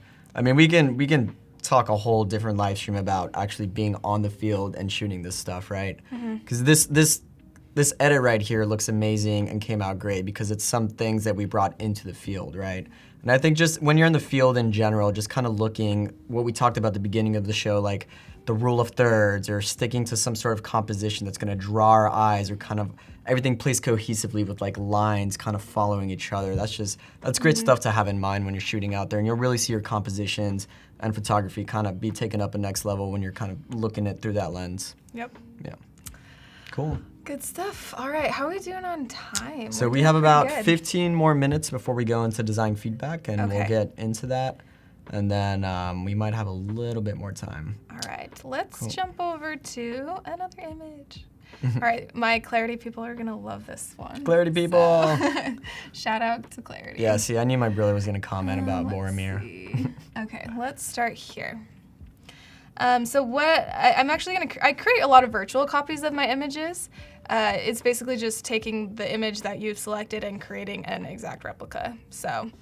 Yeah, virtual copies are great to kind of take a stab of different edits at one image, right? So it's and a great you can compare and contrast them. right. It's a great way of duplicating an image without actually making a whole copy on your hard drive. Yep. So again, you can see that I love to underexpose my shots. So Right. this original image is pretty dark, and then I'm lightening it up so I can actually see what I'm working with. But again, like I expose to the sky because I don't want the sky to be clipped. If we have a second, Paco's going to show us some bracketing, which is a really good suggestion. If you have a tripod and you can bracket, it definitely will help with this.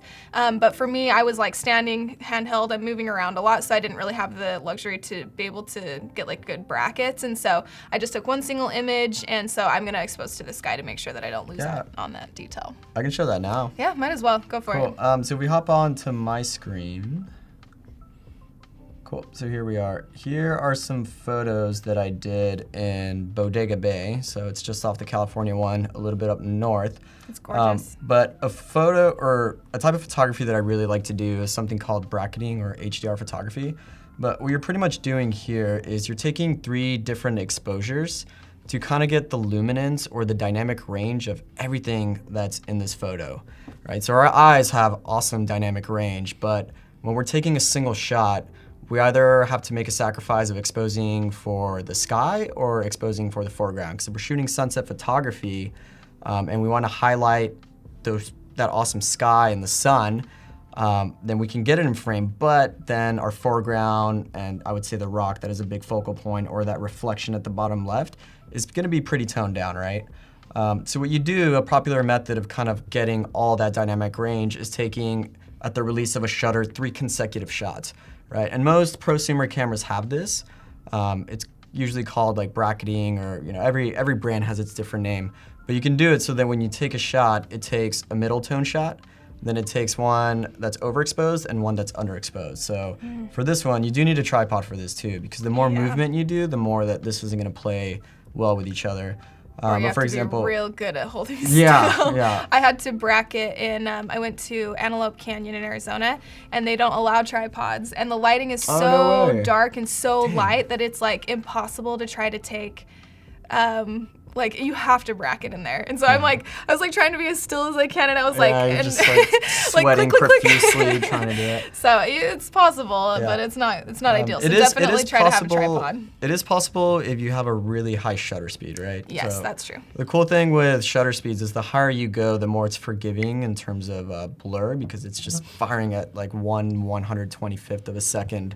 But that is dependent on the lighting, right? If you're shooting something like this where you need a lot of light and a low shutter speed, then handheld's not going to work. But if you're shooting something insanely bright, then you could technically get away with a handheld, but very high shutter speed. So anyways, back to this. So here's the shot that's kind of the middle ground that, this is solid exposure. You can look at by this histogram. We kind of have information on the shadows, the midtones, and the highlights. So this is kind of the base of what looks good, okay? And then here's the underexposed shot. So this is really taking into account the sky. These are the colors that I was going for with the sky shot. And then here it is overexposed, which really takes a look at this foreground, right? I blew out the sky, but I got all these details in the foreground. And the cool thing about Lightroom is there's actually this automatic function that combines these photos for you. So beforehand, you used to have to go into Photoshop, take those 3 shots, layer them together, and kind of brush them all in. I'm not sure how long this feature's been around for. I'd say a couple of years, because I've been using it since I picked up Lightroom like 5 or 6 years ago. But what you do is you highlight these 3 photos, and I'm doing that while holding Shift and then moving to the right. So that's 1, 2, 3. Right? So it's highlighting these 3 photos right here. Then I'm hitting the default shortcut on here is Control H. Okay. Now what Lightroom's going to do is it's going to merge all of these photos together into one.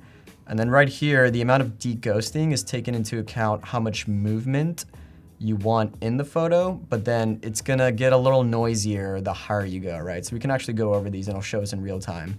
And I actually like to cycle through these because it does take into account in the photo the movement that was in the photo. So for example, right here, you see I actually have a little more of the ocean that came through. Right? And when I go to medium, it's gonna take a different part of the shot right here. So I kind of like this because it's bringing in this reflection here that I think our eyes can go to.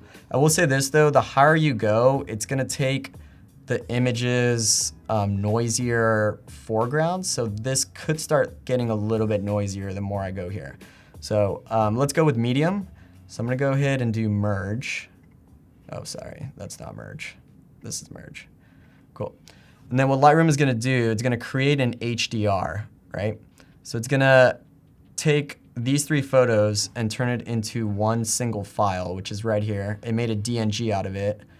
And now when I go to develop, I actually have all 3 exposures into one single photo, which is great, right? It's a massive image file though. Yeah, it's huge. I think it's like 3 images on top. If we reveal in Finder, I think it's gonna be like 150 megs or 200. Yeah, it's huge. But it's amazing because you have so much flexibility to edit. Yeah, so by default, it actually did auto parameters, but I'll show you the beauty behind this image. So if I hit reset, this is how it's gonna look. But as you can see here, I can really turn down those highlights and have so much information because I'm working with 3 different exposures here. Then I can bring up those shadows and have all this information here. And I would probably even increase the exposure, right? Like bring it in here. And it's not gonna be noisy if I was just working with one photo because I have the information of 3 different photos. And automatically here, I just have great dynamic range, right? Like I have awesome lighting here, I have awesome lighting here, and I'm able to keep those great colors in the sky without overexposing them in relation to the whole photo. So anyways, from here, you would just do all your edits, give it a little bit of contrast, and then we can just do the amazing brushing that Paige did and really make this pop. Yes. But just for reference, here's a before, here's an after, right? And that was just using these global sliders right here. And we've already come a long way with all the information here. So anyways, that's my HDR hot tip. I love it. And right. it's super useful. If you can bracket. Some cameras have automatic settings where you can set it to bracket and it will like take 3 images right away and it will change the settings for you. If you don't have that, you can still do it. You just have to manually change like up a stop, down a stop. Right. You can do it manually for sure. To answer Alberto's question, is that what iPhones do? Yeah, so iPhones do have an HDR setting. I don't know how raw they are. I think they are compressed, but they do a solid job. And if you're facing a situation with an iPhone, if you have like a very bright background and then obviously a very dark foreground because you're almost silhouetting it, if you do an HDR, it's gonna do a better job at grabbing a better dynamic range than just at doing one photo. So with all of you with iPhones there, and I'm pretty sure just most phones in general, if you wanna kind of mess with HDR the next time you have this crazy dynamic range, try it out. I think you'll be impressed because it's just taking a lot of luminance and a lot of lighting from a lot of different photos. Cool. Awesome. Back to you. All right. We are gonna look at this image now. So this is taken in Death Valley, California, which is a beautiful place. It's amazing. I just went there. Nice. Haven't been there. Going there in 2 weeks, but it's so good. All the photos I've seen are. It's crazy. I went just a few weeks ago and it was already like 80 degrees during the day. It was amazing. So during it's supposed to, I think it's the hottest place in the world, or something like that. Over the summer, it gets you don't go to Death Valley over Don't the go summer. in the summer. Yeah, I mean, I actually kind of want to go because then there'd be no people, but that's just me. I love going to places. Yeah, when I'm no the same one's there. way. Whenever people go, I want to do the opposite. I know, like whenever of that. they're not going to be there, that's when I'm going to be there. Just want to say hi to some people in the chat. Welcome to Ken. Welcome Andreas. Andreas Holler. Is that you again, Andreas, with a different username? And then, nice Paco. Thanks, Alberto. Awesome. Cool. Cool. All right. Well, I'll try to go through this real quick, just like the typical editing that you've seen me do on my other images. Actually, sorry, I'm going to start right down here with my matting of my blacks. This is actually a very colorful scene, and a lot of that color was lost just given the lighting because the backlight was so lit and no direct light was hitting like this area right here. So again, like the color will get lost in the shadows a little bit. So I am going to add some colors back in, but I'm going to raise up my shadows a little bit. I'm going to do a little bit of... Actually, this is the image that I do a little bit of clarity because I like to see all these details. All right. She is Team Clarity. Check Team this Clarity, out. this is for you. So I am going to go up to just about 30 to get a little bit more detail. And then with contrast, I might even go up a little bit, which, again, I usually go down on both. So it really does depend on the image. And then I'm going to go down on dehaze. Sorry. My typical. All right. My shadows are up a little too high now, so I'm going to drop them back down. And I'm going to add a little bit of texture because I like that. All right, again, going down to my color calibration, I'm gonna just draw down a little bit to get that teal in the blues. And let's see, I'm gonna go down a little bit on this one, on this hue, to about 45. You can already see that it's like starting to get a little bit more warm in the shadows and warming that up a little bit. On the split toning, I do think this image needs a little bit more split toning than typical, and I'm going to use opposite colors that I normally would. Normally I would do warm light for the highlights and then cold light for the shadows. Given that I want to get this to be a little bit warmer, a little bit more colorful, because it was, in real life, it's actually quite orange, the scene, and so I do want to bring out some of that orange. So I'm actually going to do orange in my shadows. And then in my highlights, I actually like this like contrast of this being orange, the sky being like more bluish teal. So in my highlights, I'm actually gonna do like more of like a blue look up here. That's great. I think this is an underutilized tool right here with split toning. Is you're targeting specific lighting situations in this photo just by using split toning. Yep, and if I turn it off, you can see there's that. Yeah. I turn it on and it That's instantly great. adds, it's little, but it's important. All right, turn it off real quick again. Yep. Yeah, it's almost got like this green hue to it, but by actually choosing the color that they represent, I mean, I think it makes it look a lot more true to what the image, I'm sure, looked like. In person, right. Yeah, that's great. Let's see, okay, on my hues, I'm going to, there's not much red in here, but there are oranges, so I'm gonna draw those a little down, make them pop a little bit. I'm gonna make the blues even a little bit more teal right there. And I don't think that these sliders will actually do anything. The rest of them, there's not really those colors in the images. I am gonna add a little bit of saturation. As you have seen, I haven't added saturation really, or much of it before now. So I'm gonna add a little bit there. And then luminance, I'm actually gonna bring up luminance for my blues because I like it to look real glowy back there. I really want the focus to really be on this hill and this background to just look like a hazy hill in the background. That's back great. there. So I just want to plug design feedback real quick. We've about 2.5 minutes left, so go ahead and get those challenges submitted. Claudia had her stream right before us. It was awesome. We're talking about dreamy landscapes, so even if it's a work in progress, it's a safe space where we're gonna go to. Just go ahead and submit that. We'll give you some feedback. Join the community. It's gonna happen in about 2 minutes. awesome. Let's see. Okay, so and just a couple of last adjustments. I think we're doing pretty good. All right. Let's see. Okay, I'm gonna hurry and go in and do the brushing that you guys love so much. Yes, the brushing. I apologize for you watching me do this Page 10 look. times. Yeah. Hopefully it gives you some ideas of like really how my mind works though, because that's the hardest thing to explain is like why did you decide to brush there versus there versus there. So hopefully seeing a few examples has been helpful. Alrighty, there's my classic brush. And on this one, I am gonna get a little bit more oh gosh, wow, okay, fit. Oh, there's 2 little people on top of that. Yeah, there's 2 little people. Wow, that rock is huge then. I know, right? I did not know what the size of that was by looking at that, but compared to those people, yeah. It is huge. That's a big one. Yep, and that's another thing that's really important. You want to add scale in your image when you're taking pictures of something that like you can't really see how big it is because there's nothing that you know the size of in that image. Like you don't know how big this mountain is. You don't know how big this mountain is. So seeing a person on top of that, all of a sudden you realize like, oh, this is a really big image, or a really big mountain. What am I talking about? Not big image. I can't multitask. Big image, big mountain. Let's see. So I'm even brushing on like some of these stripes because I want them to like really stand out. This place is unreal, like the colors and the rocks and stuff. Oh my gosh. There's this place in Death Valley called Artist Palette where like the colors are like ice cream. Like I can't explain it any other way. It's like teal, green, and like purples. Is it so the rock formations have different looks, kind of? Yeah. Kind of reminds me, do you know about the Rainbow Mountain in Peru? It's super similar looking. Yeah, it's very... It's an like, anomaly out there. It's crazy. That's kind of how it is in Death Valley. You'll love it. You'll find some cool spots. That's great. Awesome. So I added a little bit of light there. I think we're gonna do the challenge though. So we will pick back up. Cool. In a second. So we will go back to Paige's brushing in a little bit, but for now I want to head over to Discord. Cool. So here we are under the current challenge, and let's see. Let's just kind of go over what the challenge was again.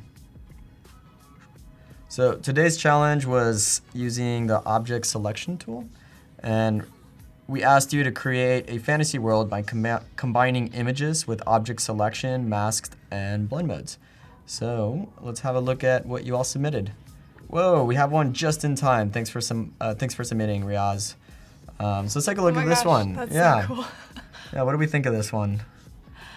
Well, first of all, like I think it's super creative. Like you're making it look like it's like floating in space, which I love the creativity there. And then I also like that you've still like utilized like the coloring, like you have cool colors down on the bottom, and then you have like the purples coming in from up higher.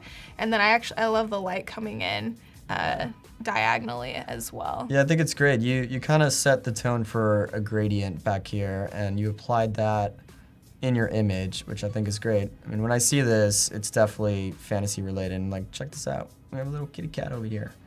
Yeah, that's a nice little addition here.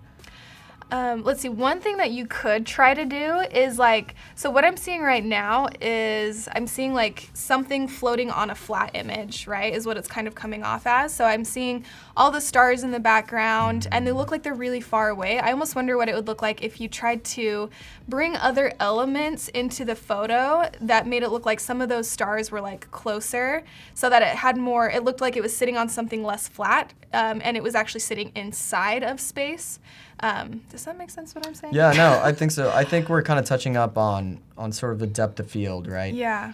So this is a great image looking at it, but I agree with Paige. If you wanted to take this kind of to another level and kind of really play with depth of field, I think we can kind of add some sort of objects or maybe kind of using this to focus this a little more and then maybe using some sort of blur in the background.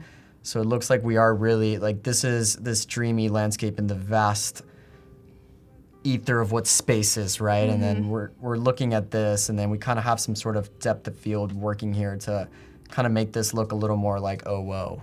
You know, not to say that we're looking for realistic because this is all fantasy, but I think in terms of just image and kind of working with the believedness of this fantasy realm, we can add like a little bit of depth. But I mean, besides that, I think this image is looking great. It looks really cool. I love the colors, honestly. It's like really pretty colors. Yeah, and Riaz is with us with the chat. Yeah, we saw the Black Panther. It's there he is. This guy just hanging out. Oh, I didn't even see that. Yeah, That's check so it out. Oh my gosh. I love I that. zoom in. I just wanted to zoom in. But yeah, he's just hanging out there, eyeballing us. We're like, saying good things about this image. Yeah, great submission. Thank you for submitting, Riaz. Cool. We'll go back to this one if we have time because this is on the day one, but I want to check out day two. Okay. Ooh, all right. Here we have another really one. Cool. Yep. Okay, cool. So you're seeing like some of the, like there are like big stars and little stars, which does create like a little bit more like depth of field, which I love. Let's see, the part that's, let's see. Yeah, I think, so this is a great image right here. I love the contrast of colors that's coming on here. This look like this is nighttime pyramids, like something that was taken at nighttime. Yeah, which matches the star effect, which is really nice. So I would even say if you're kind of playing with the nighttime effect, maybe these trees can be maybe a little more night looking, right? So I think, again, this is all fantasy, so it's all arbitrary, right? This could be the look you're going for, but if we were kind of trying to make this a cohesive image that's going sort of with this theme that seems to be this focal point right here of a nighttime shot going with the luminance and the starlight that stars give. Maybe you can try playing with kind of brushing these trees or turning them sort of in a bluish hue to try and match with these. And the same thing with this kitty cat. Love the kitty cat addition. He looks so stoic right here, just owning this whole thing. And you did a good job at like making him like sit in the fluff. Yeah, check this out. Like, it looks really good. This is amazing right here. Yeah, that looks really good. You did a great job masking this in or blending it in. It does look believable, right? Especially this tail right here. It'd be one thing if you just put the cat just on top of these clouds, and then he's just kind of sitting on there, but you actually took the time to kind of blend him in so he's actually on these clouds right here. And the same thing right here. There's sort of this natural opacity right here that's kind of going through these palm trees. But yeah, this is a great image. I think this came out great. Yeah. Yeah, again, we're nitpicking at this point, but it's awesome. Yeah, it's such a fun idea. I really like that, and I like that you added the sand in the background and everything. Yeah, check this out. Yeah. Sand dunes, looking great. Awesome. Thank you for this submission, Jency. I stuck pretty close to the plan. Do I need to adjust the color of the trees? Yeah, actually. Oh, perfect. that's exactly what we were talking about. Yeah. So yeah, it's just like I said, just give it a whirl. I mean, it may be something that you think this looks better, but I mean, I think that's the beauty of these challenges, is we encourage you to explore different ways on how a composited fantasy image like this doesn't exist, right? But try different things just to see how it all looks, right? So. I'd say even with the kitty cat too, it looks like he's under some pretty pretty daylight lights, and maybe give them a little bit of a bluish hue to it by brushing like some blues in there. One thing too, this is gonna be hard for me to explain a little bit, but so when you are blending an image, I'll take a look at like the left-hand side of this image, for example. Do you have a cursor that like will point? Yeah. Okay, so if we're looking over here, you can see that like we've blended just kind of evenly, like we've erased some of the sand right here to make it look like it's blended. What will make it look even more realistic is if you blend along the lines of what you're blending. So I would actually blend like up along this line and take out like this part of the image and let this dark line go even further. It'll make it look a little bit more realistic, and that actually is something that you'll use in like sky replacements a lot, is making sure that you're blending with the elements where they need to be. And even on these trees, you could allow like some like where the clouds are more are like less, or where the fog is less, you could show like almost the entire trunk of the tree, but then maybe there's like a thicker cloud right here, so maybe this part is more thick. And so when you're doing blending, like try not to make it like a straight up like blend of like just lowering the opacity evenly like on all parts of the image. Right. It's like try to go along with the actual elements and like, you know, make it like thicker in some places and lighter in some places and changing the opacity. Awesome. I hope that makes sense. No, that does. So. I think that's a great tip. I love it. All right, cool. Let's move on. Let's see. This is my second one. Okay, so it looks like we have a sky replacement right here. Okay. It's looking great. That looks really cool. Yeah, I like this. Sky replacement seems pretty believable. I'd say maybe one of the things I have is what's going on back here. I'm not sure if this is just kind of the sky that didn't come all the way down to take over this. But yeah, I would just maybe increase the scale of this sky so that it takes over this negative space right here. And same thing applies with lighting. Right here we kind of have an overcast image going on. It's a little shadowy.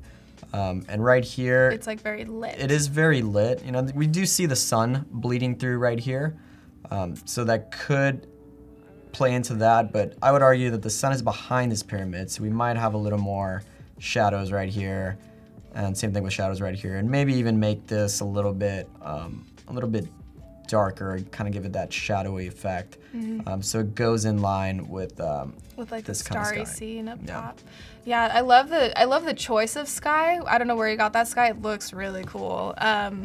But yeah, I agree with like the lighting scenario. I think that there's some small adjustments that would make it look very realistic. Yeah. If you could change like the coloring of the sky to match a little bit better with like how bright the foreground is, or vice versa. You could darken the foreground, and then it would match the sky a little bit more with shadowing. Definitely. Yeah, that looks awesome. Thanks for submitting.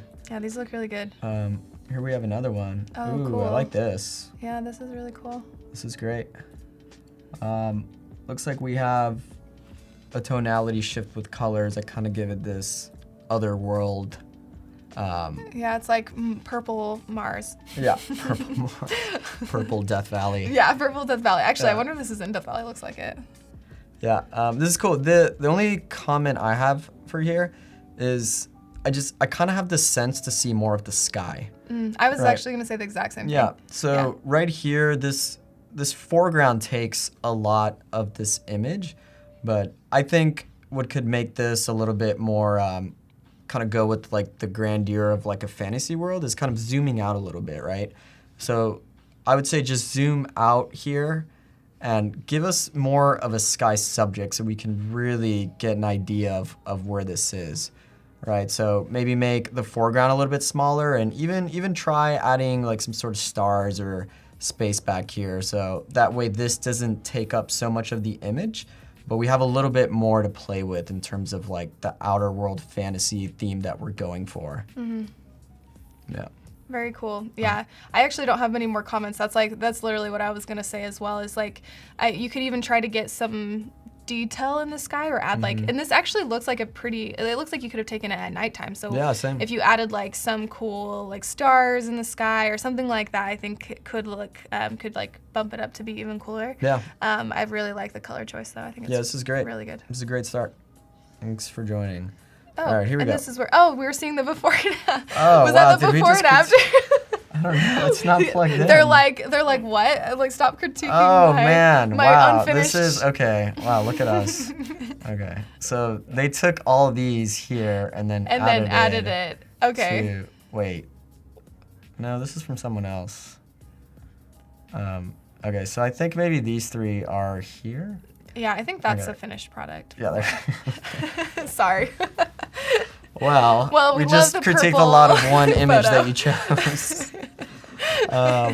No, okay, so this, I see what you're doing here, and I think this kind of plays into what we were seeing is, I still think It though. looks like a painting. It's does kind of look cool. like It looks a like someone painting. like splattered it, which is a really cool effect. Yeah, I see what you're doing here, and I like it too. I would say with this kitty cat, maybe play a little bit with what we saw in the other image, is kind of layering some of that cloud so it looks like he's being consumed on it. So it does look like he's a part of this image. And then this tail really droops down here, and this right here, the lighting here just kind of gives it away that this is like a composite. So maybe kind of blend this in a little bit more with this. And you can see like the image has like all this splattered white on it. I would even put maybe some of that over the cat even, so that it does look like it's inside rather than sitting on top. Because what I'm seeing right now is I can't tell if the cat is sitting on like the clouds, the clouds or or is the he actual sitting on the mountain. And so like adjusting like what's in front of the cat and what's behind the cat will help the viewer like see whether like where it's supposed to be sitting. So Cool, awesome, I love it. I love the imagination. yeah, this is really cool. Cool, so here is, I think we're going back into day 1. So let me scroll down and see if we have any more. No, that looks like it for now. Cool. Great, so I think we looked over all the submissions from day 2. So we have about maybe 15 more minutes. No, probably less than that. Probably like 9 minutes. You want to do some final touches? Yeah, I on can finish this up real quick. On this one, right? Yeah. Okay, yeah, I'll finish this up real quick and I'll show you a quick warping that I Cool. think. So we're can just do. time check. We're gonna wrap up about 11:25. Great. So. Okay. All right. Before I jump into Photoshop, I'm gonna add my shadows really fast, and then we'll jump right into Photoshop to go over some warping that comes in handy sometimes in Photoshop, in landscape photography. Okay, so I'm going into these creases. I'm adding a little bit more of like a contrast look there.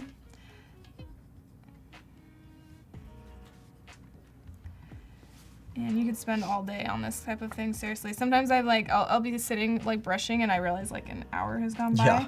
And I'm like, okay, I should stop brushing now. This question comes up a lot is like, when do you know you're done?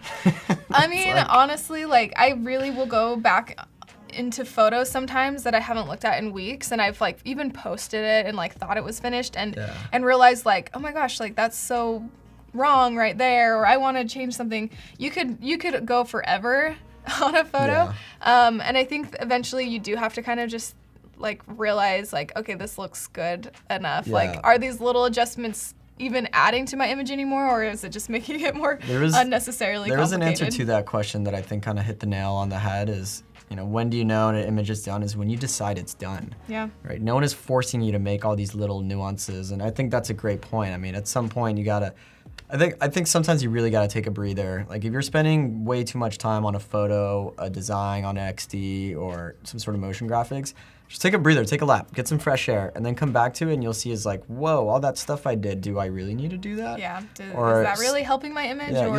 you'll see it with a new pair of eyes, because when you spend so much time looking at one thing, you kind of get desensitized to it. And I think it's also a great reason too why when you're done with something, it's great to have a fresh pair of eyes on it. Yeah. Because someone else might notice something that you just look over because you're so familiar with the product. I totally agree. What I was finishing up just barely was I just added a dehaze and highlight brush, similar to my other highlights that I added, and I increased the amount of light that looked like it was coming in over the hill. So you can see that light is a little bit warmer, but you can still have these blue tones in the sky and like in the mountain. So yeah, I just added that real quick. It's looking great. I love that subtle brush that you have on the edge of the rock. Oh, just right kind of, here? yeah, Yep. it just kind of accentuates that light coming in that wasn't even there before we even started doing any of Yep. this. So this is check before that all the out. brushing, and this is Look with at that. it. That's Makes awesome. Pretty big difference. Yeah. Cool. Let's go over into Photoshop, and I'm going to show you a quick way to warp an image. So the reason I want to warp this image is because I was really struggling when I was taking the picture because I wanted a lot of compression. If you don't know what compression is, it's basically when you're using like a high focal length lens, and you're able to like make an image, like it compresses everything so that things like get larger. It changes the scale quite a bit. So for example, like if I would have been able to zoom in more on this image, this mountain would look much larger while the background would like, it would just look like more epic, I guess. But I would lose a lot of like this cool like stuff down here because I zoomed in so much. And so I want compression, but I don't want to lose part of the mountain. And where I was standing, I couldn't really get both. And so one option is to be able to go in and like make some adjustments. So I'm going to copy my layer, and I am going to make a selection of, it depends on like, there's so many different select tools because depending on the scenario, like there's different ways to do it. Select subject usually works pretty good if you have like a pretty distinct Beauty thing. of select So, subject. Steve is asking, what shortcut did you use to take that image into Photoshop? Command E.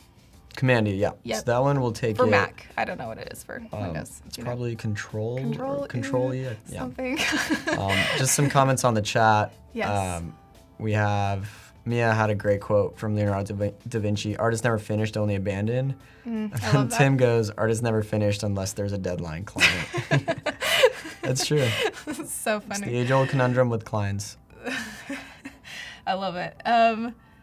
Cool. So I'm gonna just fix the selection a little bit. Like it did really good, but I'm just gonna add in like some of this other stuff that it didn't grab with the select tool. Yeah, so again, that's Adobe Sensei magic, just working right there. Is all she did was hit select subject, and it knew to highlight the mountain. It does a pretty good job. It does a really good job. I'm gonna use it again tomorrow on a much more complicated image, and it works really good too. So Yeah, and I would argue, or I would suggest when you do that, just kind of check to see it got everything, kind of what like so I'm Paige is going doing. along these edges. Yeah, like, yeah. So it's like these little things, but again, it's these subtle new. Look at that. It even got the little people for the most people, part. I know. God, they are tiny. They are so That is little. really a giant mountain. It is so giant, and I was so Wow. excited that someone climbed it, so I didn't have to. Yeah. So I could take a picture. Can you of imagine them. just like putting a 7-hour timer on your camera from that and just you and so that I trying could to run race over up there before the shot goes off? I know. Whenever, because That would be when I travel, dedication. I try to travel with other photographers because it makes it more fun for me if I have people that agreed. are out, passionate, doing the same thing. And it, so like it's always a game of like, okay, who's gonna go stand over there? Yeah, all right. So that Who's we gonna can go use take you 7 for hours to get scale. up there so I can get my shot? Exactly. Okay, so I've selected the subject, and I'm gonna hit Command I. Oopsie, that did not work in this scenario. Just kidding. Don't hit Command I. That inverses the color. I thought it was going to inverse the selection. But I'm sure there's another short key that does that. But we can also do, oh gosh, now I'm going to, inverse right here. So select inverse. Oh, it's and Command gonna, Shift I. Okay, Yeah. Command Shift The I. old Shift key. Sorry, I tried to be cool and it definitely didn't work. All right, so now I'm going to just delete this sky. By hitting delete, and it's gone. So now if I like got rid of the base layer, you can see that it's just the mountain that's selected. Nice. So I'm gonna hit Command D to deselect and Command T, and now I can transform this specific selection. So you can see if I'm like, whoa, like I can like Whoa. change the size and scale of it. Yeah, But what I'm gonna do, rather than like going like this, because if I just make it bigger, again, I lose some of the composition that I quite like a lot. And so what I'm gonna do is I'm actually gonna double click and I'm gonna go to warp. And what this does is it allows me to do really specific adjustments to the image. So I can like stretch this up a little bit higher. And I really like this. If you can see this subtle line going across the image from the top, from the left to the right, I want these little people to be in that light. Like I want it to look like it's Talk about almost the line shining that's on coming them. from the cloud. Yeah, well, it's like a little bit of a, Oh, I do see it it's now. like a little Yeah, bit of like yeah. a light that's kind of, it was like a sunbeam, and I want it to kind of look like the people are in the little sunbeam, so. And just so to recap, you're warping this because you kind of want it to be true if you were to use a bigger lens to. Yes, or like sorry, longer lens to. to compress it. Yeah, so that's great. If That's a I, great because if I tip, had a yeah. bigger, like I had a pretty good zoom lens, like I could actually zoom in pretty close, but when I zoomed in really close, I lost some of the other things that were like compositionally really interesting. So this is just, a workaround for some of that stuff. So I'm gonna raise that up a little bit. Hey, Eric Sue's in the chat. Welcome. Welcome, everybody. Okay. All right, so Yeah, Eric, you can see how easily, like, all of a sudden, like, the scale looks much more vast. Yeah, it does. Whereas it was that before. So now I fakely added compression, basically. So because I didn't really, I knew it would change it a little bit too much in the moment. So that's like a really useful tool with landscape if you need to slightly like adjust things compositionally. Like if you need to be standing over on that cliff and you can't get on that cliff to get this image to look right, like things like warp will help a lot because there is limitations to like where you can stand and where you can go. Sometimes it's because it's not safe. Sometimes it's because it's not legal. It's like you have to work other with what you have. times it's you don't want to go off trail and have outdoor etiquette. I mean, I agree. Yeah, exactly. And I think sometimes outdoor people want to go and get this amazing shot, but it's at the expense of actually making trails that aren't supposed to be there. So sometimes it's awesome and okay to do these things. So you can kind of make that shot that otherwise wouldn't be so great. Yeah. For outdoor etiquette. And Eric commented, can't believe how much time you guys are spending on an IG shot. I mean, that's the beauty of these things, right? It's you got to put work and hours into them to really get those shots that stand out. Yeah, and I definitely would say that, like, I mean, yes, I do post a lot on Instagram because it's a way that I like to put my work out there. But to me, like, it's not just like an IG shot. Like, these are things that I hold on an 8 terabyte hard drive that I'm keeping for my entire life. This is like my memory book of when I went to these places and like how I felt and how it looked to me. And it's like, it's art. So it's like something that I do that like decompresses me for like if I have a stressful day. So yeah, some people totally are like, wow, like I can't believe someone put so much effort into like an image or putting it on Instagram, and it's not for Instagram. Instagram's just a way that I like to share my art. So yeah, I mean that's an excellent point that I want to reiterate is I think there's this whole thing right now with Instagram and social media that people are after likes, right? So I think you gotta kind of sometimes remind yourself when you're doing photography, are you doing it for you or are you doing it for the likes? And it's okay to do it for the likes, but you just want to make sure that that's not taking away the love of a hobby such as photography on why you started something to begin with, right? It's important to be out there, be present, enjoy the photographs, enjoy nature. And then, yeah, I mean, some people have made a career out of this, and that's totally cool, but, I would say don't always do it for the likes, do it for you and do it for the love of the outdoors, and you'll find yourself enjoying these things a lot more than just chasing those upticks. And also the stuff like inspires people to get there. Like one of the main reasons I like to do photography is because it's so inspiring to actually go to these places. Yeah. And I really do want to encourage people to get out of their house and get off Netflix and like take the time and effort to travel. Stop Netflixing and chill. Go outdoors. It's hard. Like honestly, every time I go on a trip, it's kind of stressful. Like it always stressful. You have to like plan a lot. You have to.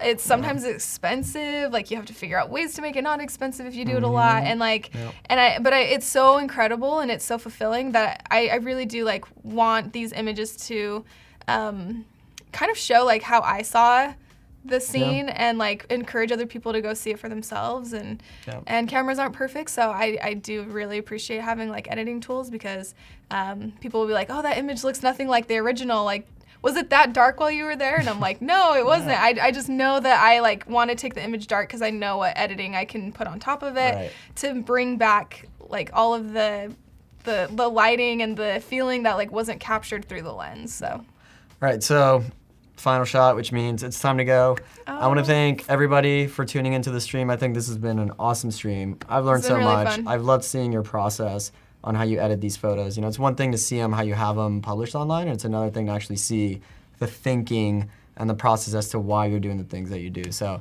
it's been amazing. Stick around, everybody. We have Jesse Showalter next with the XD Daily Creative Challenge, and then after that, we have Claudie with Christine Arth.